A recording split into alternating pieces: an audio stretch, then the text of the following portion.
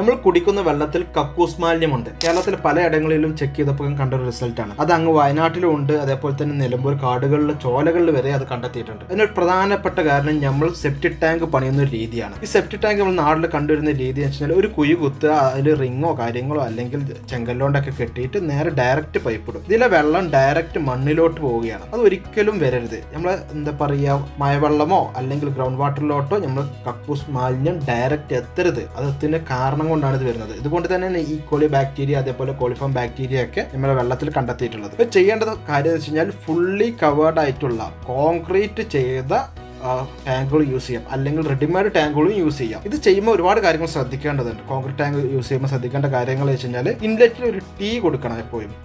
Tea എന്തിനാ കൊടുക്കുന്നത് വെച്ച് കഴിഞ്ഞാൽ ഡയറക്റ്റ് ആ വെള്ളം ഒന്ന് ചാടരുത്. വെച്ചാൽ ചെറുതായിട്ട് ഈ പറഞ്ഞമാർക്ക് ആ വെള്ളത്തെ ഇളക്കാത്ത പോലത്തിൽ ചാടിയിരിക്കണം ആ വെള്ളത്തെ. പിന്നെ അതേപോലെ തന്നെ അതിന് വെള്ളത്തിന്റെ ജലനിരപ്പിന് ഒരു അടിയിലോട്ട് ഒരു 30 സെന്റിയെങ്കിലും ഒരു ഇത് ഇടണം. കാരണം വെച്ചാൽ ഇതിന് മുകളിൽ ഒരു ഫോം, ഒരു എന്താ പറയുക, ഒരു പത വരും. ഈ പതനാട്ടും അടിയിലോട്ടായിരിക്കണം ഈ പറഞ്ഞമാർക്ക് പൈപ്പ് വരേണ്ടത്. ആ പതയെ ഇളക്കാൻ പാടില്ല, കാരണം ഇത് നല്ല രീതിയിൽ ചെയ്യാം. അതുപോലെ തന്നെ ഇൻലെറ്റ് പൈപ്പിനാട്ടി ഒരു 50 mm, അതായത് 5 സെന്റിമീറ്റർ താന്നിരിക്കണം ഔട്ട്ലെറ്റ് പൈപ്പ്. ഇങ്ങനത്തെ കുറച്ച് കാര്യങ്ങൾ ശ്രദ്ധിക്കണം. അതേപോലെ തന്നെ ഒരു തുറക്കാനുള്ള ഒരു അറ കൊടുക്കണം, വെന്റിലേഷൻ കൊടുക്കണം, അങ്ങനത്തെ കാര്യങ്ങളോട് ശ്രദ്ധിക്കണം. അതുപോലത്തെ പ്രധാനപ്പെട്ട കാര്യമാണ് ഈ പറഞ്ഞമാർക്ക് ഫീബോർഡ്. ഫീബോർഡ് എന്ന് പറഞ്ഞു കഴിഞ്ഞാൽ നമ്മൾ ജലനിരപ്പ്, അതായത് ഇൻലെറ്റ് ലൈനുള്ള മുകളിൽ അതിൽ നിന്ന് ഈ പറഞ്ഞമാർക്ക് ഒരു 30 സെന്റിമീറ്റർ ക്യാപ്പ് കൊടുക്കണം. ഇത് പരമാവധി നിർബന്ധമായിട്ട് കൊടുക്കേണ്ട കാര്യമാണ്. കാരണം വെച്ച് കഴിഞ്ഞാൽ ഇതിൽ നടക്കുന്ന ബാക്ടീരിയ പ്രവർത്തനത്തിനും ഈ പറഞ്ഞമാർക്ക് അതിൽ വരുന്ന എയർ പ്രഷറിനൊക്കെ ഒരു എന്താ പറയുക കൺട്രോൾ ചെയ്യാനൊക്കെ വേണ്ടിയിട്ടാണ് ഈ പറഞ്ഞ ഇത്.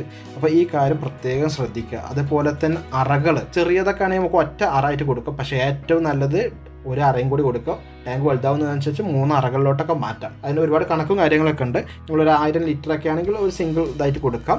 അതുപോലെ തന്നെ ഇത് നീളത്തിൽ പണിയുന്നതാണ് എപ്പോഴും നല്ലത്. കാരണം വെച്ച് കഴിഞ്ഞാൽ ഇതിൽ ഈ പറഞ്ഞമാർക്ക് ഈ അടിയിൽ വരുന്ന ഖരമാലിന്യങ്ങൾ അടിഞ്ഞു കൂടാനുള്ള ഒരു സ്പേസ് വേണം. അപ്പോൾ നീളത്തിൽ വരാൻ ശ്രദ്ധിക്കുക. അപ്പോൾ നിങ്ങൾക്ക് പൊതുവായിട്ട് ഇപ്പോൾ ഒരു ചോദ്യം ഉണ്ടാവും, എത്രയാണ് ഞങ്ങൾ ടാങ്കിൻ്റെ സൈസ് ഇടാനുള്ളത്? അപ്പോൾ നിങ്ങൾക്ക് ഈ പറഞ്ഞമാർക്ക് ടാങ്കിൻ്റെ സൈസ് ഞാൻ വിട്ടുതരാം. കാരണം ഡീറ്റെയിൽ ആയിട്ട് ഒരുപാട് കാര്യങ്ങൾ ശ്രദ്ധിക്കാനുള്ളത്. അതിൽ ഈ പറഞ്ഞ സൈസ് എന്ന് കമൻറ്റ് ചെയ്യുകയാണെങ്കിൽ, സൈസ് എന്ന് കമൻറ്റ് ചെയ്യുകയാണെങ്കിൽ ഞങ്ങൾക്ക് DM ആയിട്ട് ഡയറക്റ്റ് മെസ്സേജ് അയച്ചു തരാം. പിന്നെ ഏതാണ് നല്ല ടാങ്ക് എന്നുള്ളത്, അതേപോലെ തന്നെ കോൺക്രീറ്റിൽ പണിയുന്നതാണോ നല്ലത്, അതേപോലെ തന്നെ PVC ടാങ്കാണോ നല്ലത്, ഇതിനെക്കുറിച്ചൊക്കെ അറിയാണ്ടെങ്കിൽ അടുത്ത വീഡിയോ ആയിട്ട് ചെയ്യാം. നിങ്ങൾ കമൻ്റ് ആയിട്ട് വേണമെങ്കിൽ ഒന്ന് കമൻ്റ് ആയിട്ട് ഇടാം. അതുപോലെ തന്നെയാണ് ഇതിൻ്റെ ഔട്ടിലൊരു സോക്ക് പിറ്റ് കൊടുക്കേണ്ടതുണ്ട്. സോക്ക് പിറ്റ് കൊടുക്കണം. ആ സോക്ക് പിറ്റിൽ ശ്രദ്ധിക്കേണ്ട ഒരുപാട് കാര്യങ്ങളുണ്ട്. അത് വളരെ പ്രധാനപ്പെട്ട കാര്യമാണ്. അതിനെക്കുറിച്ച് നിങ്ങൾക്ക് അറിയാമെങ്കിൽ ഒരു 1000 ലൈക്ക് എൻ്റെ ഇതിന് കിട്ടുമെങ്കിൽ ഞാൻ അടുത്ത് സോക്ക് പിറ്റിന് വേണ്ടിയിട്ടുള്ള ഒരു വീഡിയോ ചെയ്യാം. അപ്പോൾ നിങ്ങൾക്കത് ആവശ്യമുണ്ടെങ്കിൽ ഒന്ന് ലൈക്കും കൂടി ചെയ്യാം. ഞങ്ങൾ ചെയ്യുന്നത് വെച്ചാൽ electrical, plumbing, HVAC designing and consulting ആണ്. ഇതുമായിട്ട്